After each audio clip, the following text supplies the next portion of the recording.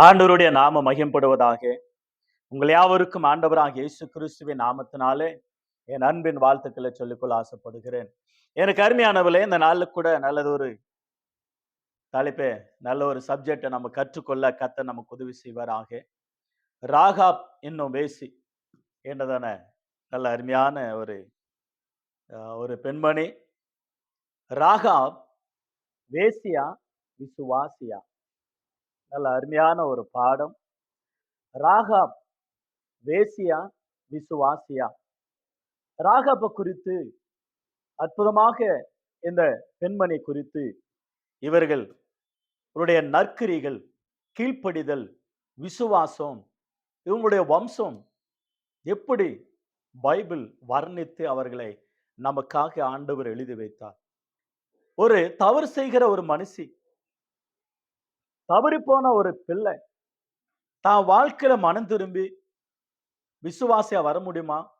ஆண்டவருடைய பிள்ளையா வாழ முடியுமா? ஆண்டவருக்காக தான் வாழ்க்கையை அர்ப்பணிக்க முடியுமா என்பது குறித்து நிறைய கேள்வி இருக்கக்கூடிய இந்த உலகத்துல அற்புதமாக ராகாப் வேசியா விசுவாசியா? ராகாப் இன்னும் வேசி என்று பைபிள் அங்கங்க வர்ணிக்கிறதே, எழுதி வைத்திருக்கிறதே பார்க்க. ஆனா பைபிள் அவர்கள் நல்ல ஒரு விசுவாசி என்று வர்ணிக்கிறதை பார்க்கிறோம். நமக்கு ஒரு நல்ல பாடத்தை எடுத்து வரைக்கிறதை பார்க்கிறோம். யார் இந்த ராகாப், இந்த பெண்மணி? யோசுவா புஸ்தகம் 2ஆம் அதிகாரம், அற்புதமாக அந்த 2ஆம் அதிகாரம் முழுவதும் கூட அந்த தாயை குறித்து எழுதப்பட்டு இருக்கிற ஒரு நல்ல ஒரு சம்பவம்.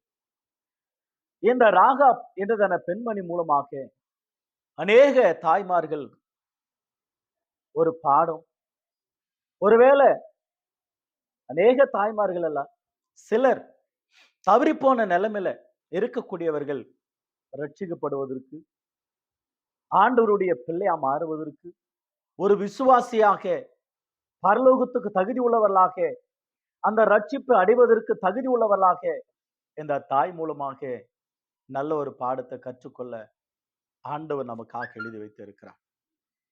இந்த ராகாப் வேசியா விசுவாசியா? அநேக பெண்கள் ரட்சிக்கப்பட்டு மனம் திரும்பி அற்புதமாக ராகாப் வேசியை விட அவருடைய வாழ்க்கை ரொம்ப அற்புதமாக இன்றைக்கு உலகத்தில் இருக்கிறத நான் பார்க்கிறோம். யோசுவா 2ஆம் அதிகாரம் 1 முதல் சில வாக்கியங்களை கவனிங்க. நூனின் குமாரனாகிய யோசுவா சித்திமிலிருந்து வேவுக்காரராக 2 மனுஷரை ரகசியமாய் வேவு பார்க்கும்படி அனுப்பி, நீங்கள் போய் நகரத்தையும் எரிகோவையும் பார்த்து வாருங்கள் என்றான். அவர்கள் போய் ராகாப் என்னும் பேர் கொண்ட வேசியின் வீட்டுக்குள் பிரவேசித்து அங்கே தங்கினார்கள். தேசத்தை பார்க்கும்படியாக இஸ்ரவேல் புத்திரரில் சில மனுஷர் இந்த ராத்திரியில இங்கே வந்தார்கள் என்று எரிகோவின் ராஜாவுக்கு சொல்லப்பட்டது. அப்பொழுது எரிகோவின் ராஜா ராகாப் பண்டைக்கு ஆள் அனுப்பி, உன்னிடத்தில் வந்து உன் வீட்டுக்குள் பிரவேசித்த அந்த மனுஷரை வெளியே கொண்டு வா, அவர்கள் தேசத்தை எல்லாம் வேவு பார்க்கும்படி வந்தார்கள் என்று சொல்ல சொன்னான். அந்த ஸ்திரீ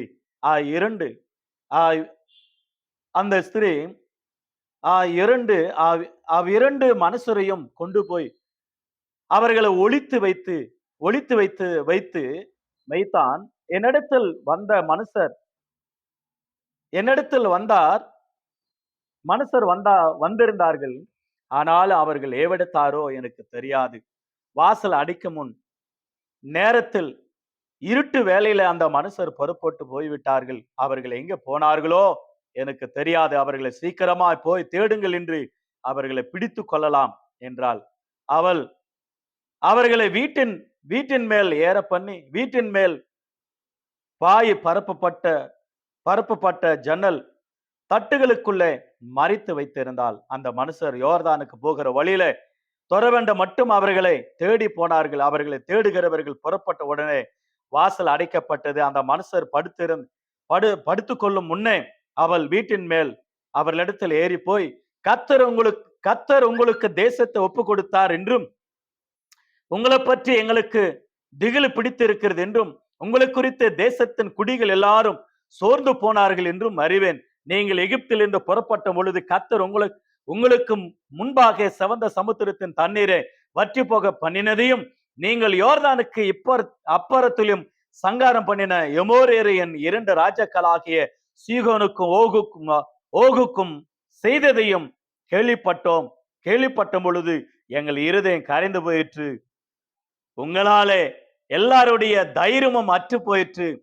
உங்கள் தேவனாகிய கர்த்தரே உயர வானத்திலும் கீழ பூமியிலும் தேவனானவர். இப்பொழுது நான் உங்களுக்கு தயவு செய்தபடினாலே நீங்களும் என் தகப்பன் குடும்பத்துக்கும் தயவு செய்வோம் என்று கர்த்தர் பேரில எனக்கு ஆணையிட்டு, நீங்கள் என் தகப்பனையும் என் தாயும் என் சகோதரிகளையும் அவர்களுக்கு உண்டான எல்லாவற்றையும் உயிரோடு வைத்து எங்கள் ஜீவனை சாவுக்கு தப்புவிக்கும்படி எனக்கு நிச்சயமாய் அடையாளத்தை கொடுக்க வேண்டும் என்றால், அற்புதமாக யோசுவா புஸ்தகம் 2ஆம் அதிகாரம் 1 முதல் 12, 13 வாக்கியங்களை நாம் வாசித்தோம். எனக்கு அருமையானவர்களே, இந்த நாள்ல கூட விசேஷமாக வாசித்த வேத பகுதி ஆச்சரியமான காரியமா இருக்கிறது. இஸ்ரவேல் ஜனங்கள் 430 வருடங்களாக எகிப்து தேசத்தில் அடிமைகளா இருந்தார்கள். யோசுவா அருமையாக அந்த மோசே ஆரோன் தலைமையில விடுதலாக்கி தேவன் அற்புதமாக வனாந்தரத்துல கொண்டு வந்தான். வனாந்தரத்துல 40 ஆண்டுகளாக நடந்து வருகிறார்கள்.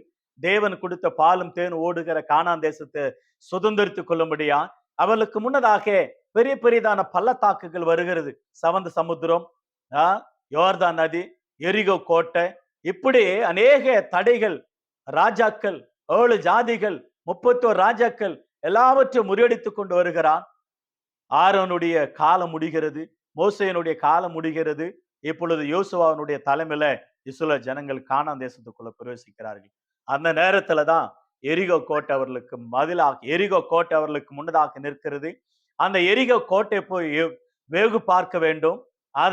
அந்த மதில் சவர் உள்ள போகாதபடிக்கு காணப்படுகிறது. எப்படி ஆகிலும் அந்த அளவுல பெரிய அந்த கோட்டையை உடைக்கணுன்றதான வேவுக்காரர்களை யோசுவா 2 பேர் அனுப்புறார். அந்த எரிகோ கோட்டையில குடியிருக்கக்கூடியவர்கள் ராஜாக்கள் இருக்கிறார்கள். அவர்களை சந்தோஷப்படுத்தும்படியாக அல்லது புண்ணியம் என்று சொல்லுவாங்க, விசேஷமாக தர்மம்னு கூட சொல்லுவாங்க. பாருங்க, இந்த வேசிகளை வச்சிருப்பாங்க.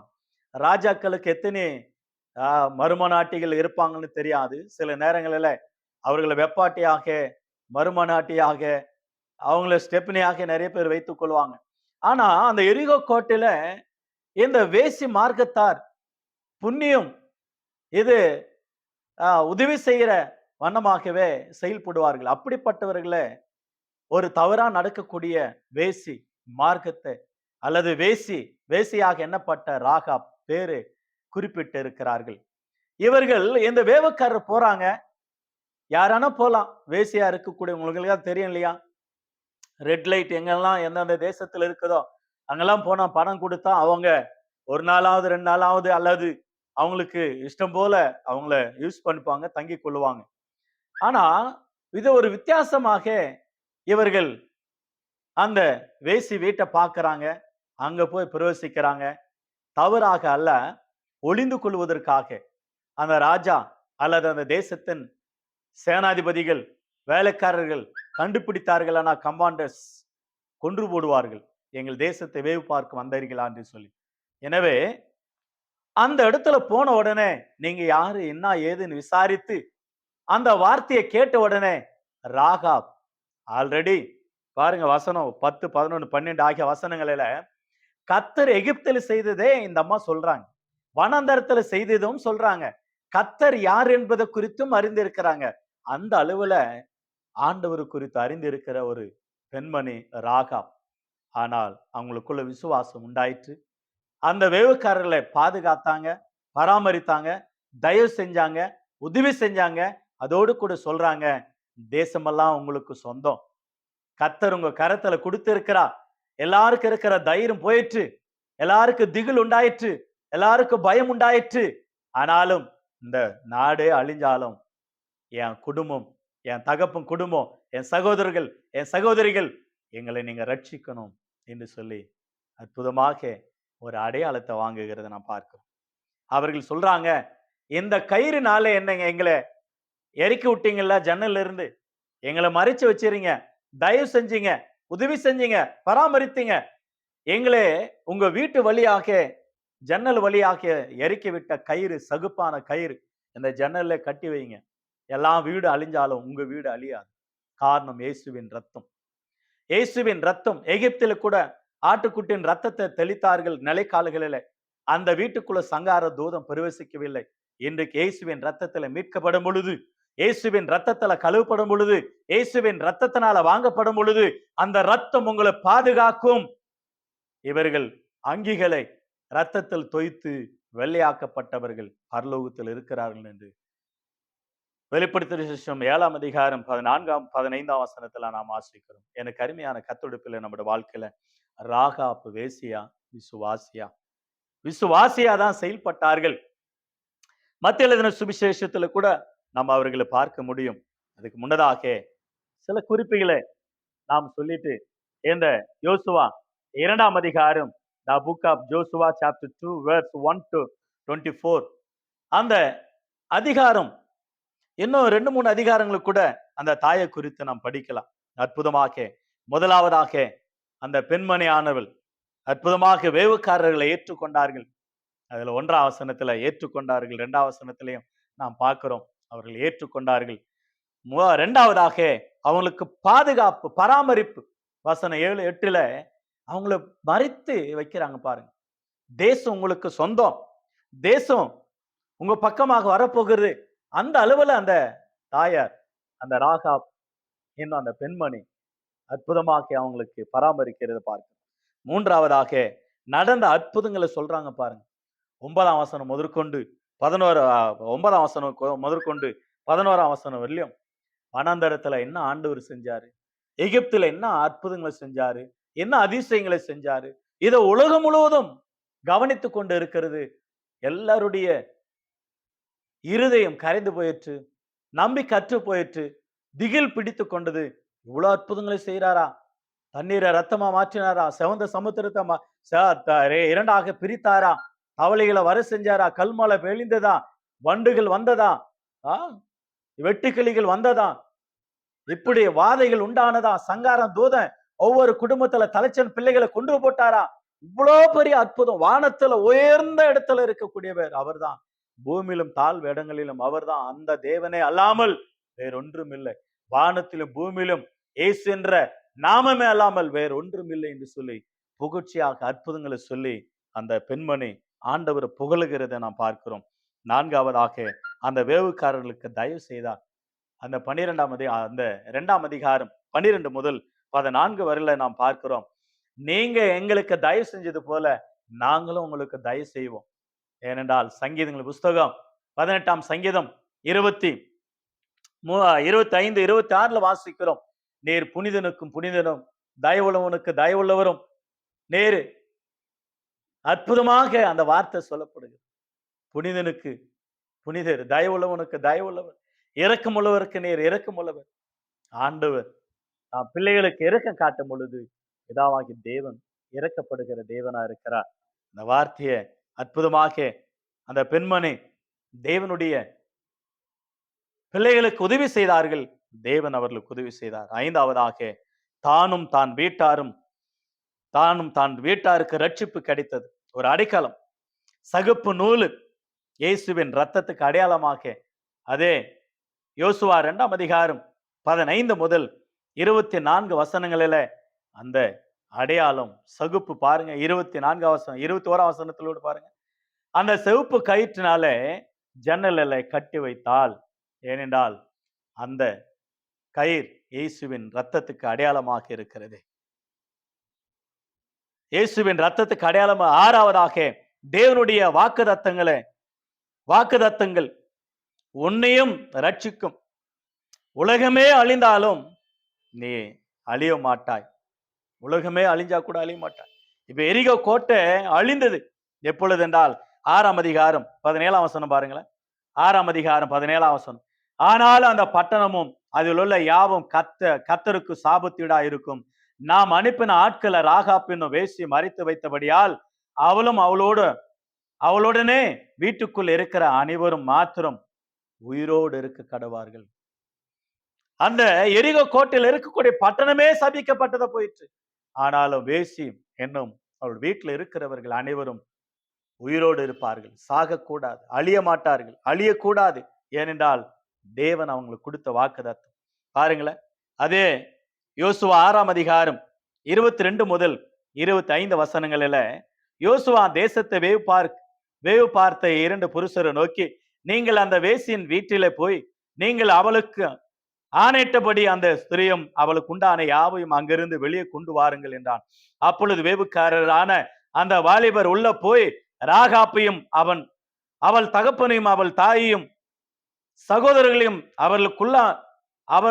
அவளுக்குள்ளாக யாவையும் அவள் குடும்பத்தார் அனைவரையும் வெளியே அழைத்து கொண்டு வந்து அவர்களை இஸ்ரவேல் பாளையத்துக்கு புறம்பே இருக்கும்படி பண்ணினார்கள்.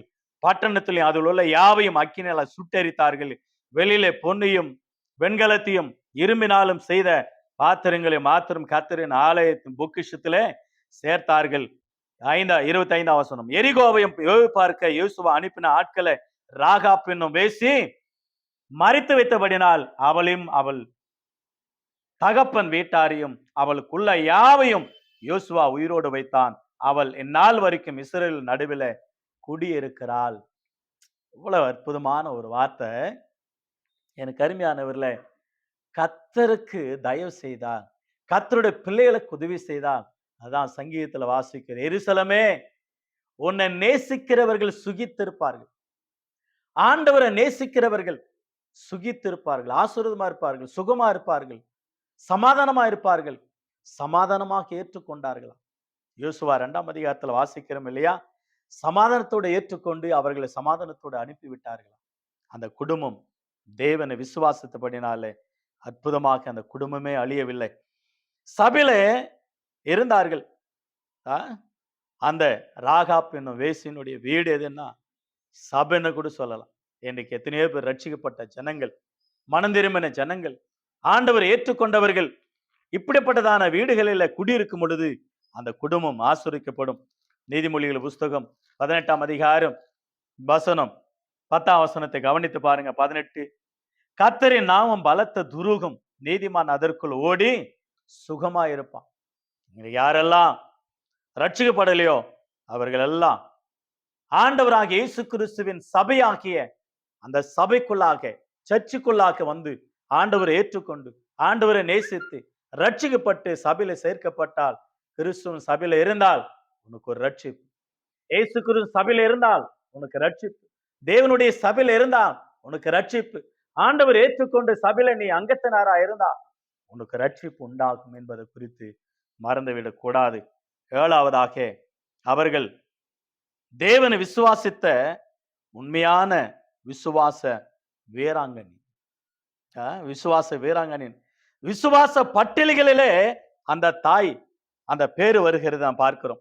எபிரேயர் புஸ்தகம் 11ஆம் அதிகாரம், எபிரேயர் 11ஆம் அதிகாரம் 31ஆம் வசனத்தை கவனிங்க. எபிரேயர் புஸ்தகம் 11ஆம் அதிகாரம் 31ஆம் வசனம். விசுவாசத்தினால ராகாப் என்னும் வேவுக்காரரை சமாதானத்தோடு ஏற்றுக்கொண்டு கீழ்ப்படியாதவர்களோடு கூட சேதமாகாதிருந்தால் விசுவாச பட்டியலிலே இந்த தாய் முதலிடத்தில் வருகிறத பாருங்க. விசுவாச வீரர்களிலே இந்த தாய் பட்டியல் அநேக பெண்களே இருக்கிறாங்க. ஆனா இந்த பெண்மணியுடைய பேரு ராகாப். அதனால்தான் ராகாப் விசுவாசியா, ராகாப் வேசியா, விசுவாசியா. வேசி வாழ்க்கை வாழ்ந்தாலும் தன்னை மாற்றிக்கொண்டு விசுவாசியா மாறிவிட்டது. இன்னைக்கு விசுவாசியா இருக்கிற எத்தனை பேர்கள் வேசி மார்க்கத்தை சேர்ந்தவர்களா இருக்கிறீங்க? ஒருவேளை சரீரத்துல பொய், திருட்டுத்தனம், பொல்லாப்பு, அடங்காத பிடாரியாக, கடவுளை விட்டு தூரம், கல்ல மண்ணை வணைய கொண்டு கர்த்தருடைய சபைக்கு வந்து கூட பின்வாங்கி போய் துன்மார்க்கமாக விக்கிரகத்தை பின்பற்றுகிற வேசி மார்க்கத்தாரா மாறிவிட்டார்கள். எத்தனை பேர் ஆண்டவர் ஓசையா புஸ்தகத்துல கடிந்து கொள்ளுகிறா. வேசி கல்லறை மனம் திரும்புங்கள், வேசி மார்க்கத்தார மனம் திரும்புங்கள். நான் உன்னை நற்குல திராட்சை செடியா நட்டேன், நீ ஆகாத கொடியா போனது என்ன? ஆண்டவர் கடிந்து கொள்ளுகிறார், கடிந்து கொண்டு புத்தி சொல்லுகிறார். எத்தனை பேர் ராகாப் வேசி விசுவாசியா மாறிட்டாங்க. இன்னைக்கு விசுவாசி வேசித்தான். வெளியிலயும் அதுதான், சபையிலும் அதுதான். அப்ப எங்க உனக்கு விசுவாசி என்ற பேரு? விசுவாசி வெறும் பேரு மட்டும், வாழ்க்கை அல்ல. மாற்றிக்கொள். ஒருவேளை யோசுவா வாழ்க்கையில, யோசுவானுடைய தலைமையில அந்த பெண் ரட்சிக்கப்படலன்னா, இன்னைக்கு அநேக பேர் அந்த மாதிரி வேசி கல்லர்களுக்கு ஒரு சாட்சியாக இருந்திருக்க மாட்டார்கள். யோசுவா தலைமையில வேவுக்காரர்கள் மூலமாக ஆண்டவருடைய கிருபையை பெற்றுக்கொண்டு ரட்சிக்கப்பட்ட அந்த ராகாப் அற்புதமான ஒரு பெண்மணி.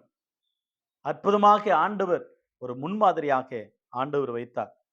அநேக சபைகளில எப்படி இருக்கிறீங்க? நீங்க எப்படி இருக்கிறீங்க? யோசப் தேவனுக்கு விரோதமா நான் பாவம் செய்வது என்று பாவத்தை விட்டு ஓடினான். நிந்திக்கப்பட்டான், குற்றச்சாட்டப்பட்டான், சிறைச்சாலையில போடப்பட்டார்கள். கர்த்தர் கூட இருந்தார். ஒருவேளை நீங்க பண்ணாத தப்புக்கு நீங்க தப்பு பண்ணினீங்கன்னு சொல்லலாம், அந்த நிந்தை ஏற்றுக்கொள்ளலாம், அந்த அவமானத்தை ஏற்றுக்கொள்ளலாம். ஏன்னா அவர்கள் நீதிமான்கள் என்று சொல்லி நம்மளை தவறானவர்கள் என்று சொல்லக்கூடியவர்கள் இருப்பாங்க. Don't worry, be happy. என் நாமத்தினால உங்களை பகைத்து பொய்யான தீமையான மொழிகளை உங்கள் பேர்ல பொய்யா சொல்லுவார்கள், அதை நீங்க ஏற்றுக்கொள்ளுங்கள், பாக்கியவான்களா இருப்பீங்க. ஆனா தப்பு பண்ணக்கூடாது. சபைக்கு வந்தோம், தவறான வழிகளில லவ் பண்றது, கணவன் இருந்தும் கல்யாணம் ஆயும், பி கேர்ஃபுல். ஆண்டவர் கொன்று போட்டுருவார், ஆண்டவர் அழிச்சே போட்டுருவார். பரலோகம் கிடையாது, நரகம் நிச்சயம் என்று சொல்லி நினைத்து கொள்ள வேண்டும். மனம் திரும்பு, ரட்சிக்கப்படு. கர்த்தர் பார்க்கிறான்ற பயம் உண்டாகட்டும் உனக்கு. Be careful. ஆண்டவர் அற்புதமா சொல்லுகிறார். தண்டிக்கிற நம்முடைய ஆண்டவர் அன்புள்ளவர் தான், பட் பாவம் செய்தா கண்டித்து உணர்த்துகிற தேவனா இருக்கிறார். ஆகவே வேசியா விசுவாசியா, வேசி மார்க்கத்திலிருந்து மனம் திரும்பின இந்த பெண்மணி முதல் புஸ்தகத்துல பாருங்களேன், மத்தேயு எழுதின சுவிசேஷம் 1ஆம் அதிகாரம் 4 விதமான பெண்களை குறித்து நம்ம அந்த இடத்துல படிக்கிறோம். அத்தனை பேரும் தவறானகள் தான், ஆனால் தங்கள் வாழ்க்கையை மாற்றிக்கொண்டார்கள். உன்னை நீ மாற்றிக்கொள். ஆண்டவர் மன்னிக்கிறவர், இரக்கம் செய்கிறவர், தயவு செய்கிறவர். மனம் திரும்பி மனசு கஷ்டப்பட்டு அழுது புலம்பி உபவாசம் போட்டு ஜெபித்து ஆண்டவர் மீண்டும் அந்த ரட்சிப்பை புதுப்பித்துக்கொள். பரிசுத்த ஆவியை பெற்றுக்கொள். ஆண்டவருடைய ரட்சிப்பு அந்த முத்திரையை பெற்றுக்கொள். மீண்டும் உன்னை நீ கிறிஸ்துவுக்குள்ள புதிய மனுஷனாக உன்னை உயிர்ப்பித்துக்கொள், புதுப்பித்துக்கொள். புது சிருஷ்டியாக வாழ்ந்து புதிய கிறிஸ்தவனாக வாழ்ந்து கொள். கர்த்தர் உன்னை ஆசீர்வதிப்பார். தாமார் தான் மாமனாராண்டே பிரவேசித்து பிள்ளை பெற்றுக் கொண்டவள் அருமையான பாக்கியவதி எனப்பட்டார். ராகாப் என்னும் வேசி ஆண்டவராகிய தேவன் அற்புதமாக போவாஸ், ஓபேத், இப்படிப்பட்ட அந்த சந்ததி, ஈசாய், தாவீது, இவங்களை சந்ததிகள் வருகிறது பார்க்கிறோம். உரியாவின் மனைவி அற்புதமாக இல்லையா சாலமோனை பெற்றெடுத்த ஒரு தாய். தாமார், ராகாப், ரூத்து இரண்டாவது மறுமணம் செய்து கொண்டார்கள். இந்த 4 பேரும் பெண்கள் லிஸ்ட்ல பாக்கியவதிகள். ஆண்டவர் அவங்களை ஆசீர்வதிக்கட்டும். கடைசியாக ஒரு வசனத்தை வாசித்து ஜெபம் பண்ணலாம். யாக்கோபு எழுதின நிருபம், யாக்கோபின் புஸ்தகம், யாக்கோபு 2ஆம் அதிகாரம். யாக்கோபு 2ஆம் அதிகாரத்துல விசுவாசி எப்படி இருக்கும் என்பது குறித்து, தேவன் பட்சபாதம் உள்ளவர் அல்ல. நீங்க விசுவாசத்தில் எப்படிப்பட்டவளா இருக்கணும்? அந்த கிருபை பெற்று வாழணும், ஆண்டவருடைய தயவை பெற்று வாழணும். விசுவாசி ஆண்டவருக்கு பயந்து வாழணும். பிசாசு கூட பயந்து நடுங்குது, அதை காட்டிலும் அவன் கீழ்ப்படி மாட்டான். பிசாசு பயப்படுவான் ஆண்டவருக்கு. கீழ்ப்படி மாட்டான். நற்கரி இருக்கா, துர்க்கரி இருக்கும். ஆனா ஆபிரகாம் விசுவாசம் உள்ளவரானார். எதனால? கிரிகளினாலே. நீங்களும் கிரியினாலே விசுவாசம் உள்ளவர்கள் ஆகணும் என்று சொல்லி தேவன் அற்புதமா எழுதி வைத்தார். யாக்கோபு 2ஆம் அதிகாரம் வசனம் 24 வாசிங்களேன். 24, 25, 26. அதனால் மனுஷன் விசுவாசத்தினால மாத்திரமல்ல கிரிகளினாலேயும் நீதிமானாக்கப்படுகிறான் என்று நீங்கள் காண்கிறீர்கள். அந்தபடியே ராகாப் என்னும் வேசி தூதர்களை ஏற்றுக்கொண்டு வேறு வழியா அனுப்பிவிட்ட பொழுது கிரிகளினால் அல்லவோ நீதி உள்ளவள் ஆக்கப்பட்டாள். அப்படியே ஆவி இல்லாத சரீரம் செத்ததா இருக்கிறது போல கிரிகள் இல்லாத விசுவாசமும் செத்ததா இருக்கிறது. 25ஆம் வசனத்துல ராகாப் கிரிகளினால விசுவாசம் நற்கிரிகளை செய்தார்கள். அவங்கள நற்குணங்கள் நற்கிரிகள் விசுவாசம் ஆண்டவருக்காக தன் வாழ்க்கையை தியாகம் பண்ணாங்க. மனமாறினாங்க. தவறான வழியை விட்டார்கள்.